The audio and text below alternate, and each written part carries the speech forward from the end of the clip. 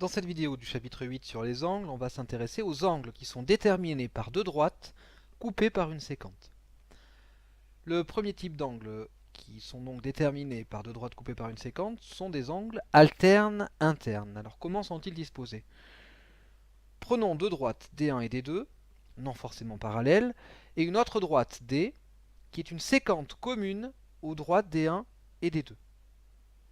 Voici la configuration. Eh bien, les angles vert et rose ainsi représentés, alpha et bêta, sont des angles alternes internes.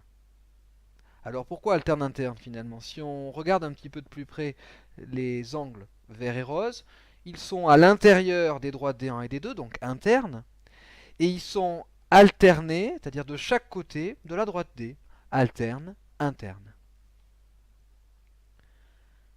Nous avons vu lors d'une activité GeoGebra que si deux droites parallèles sont coupées par une séquente, alors les angles alternes internes qu'elles déterminent sont de même mesure ou ont la même mesure.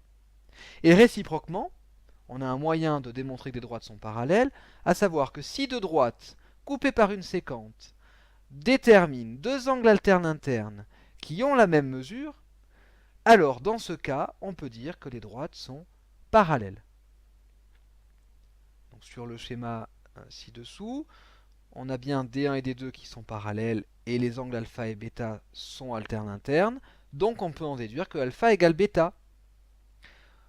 Si jamais on ne sait pas que c'est parallèle mais qu'on sait qu'on a alpha égale bêta, alors on en déduit que D1 est parallèle à D2. Deuxième type d'angle, ce sont les angles correspondants. Ces angles correspondants sont ainsi représentés. Nous prenons à nouveau deux droites D1 et D2, non forcément parallèles, une droite D, une droite séquente à D1 et D2. Des angles correspondants sont les angles ici vert et rose. Alpha et bêta sont des angles correspondants.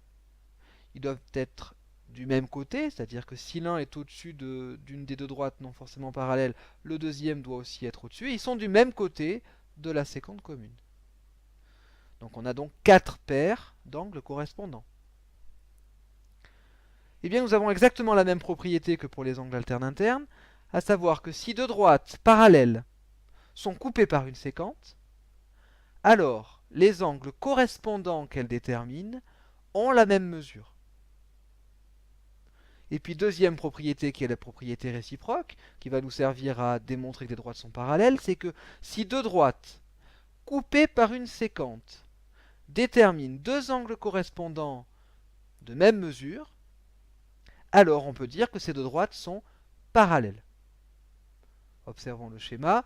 Si je sais que D1 est parallèle à D2, les angles alpha ici et bêta sont correspondants, alors j'en déduis que alpha égale bêta.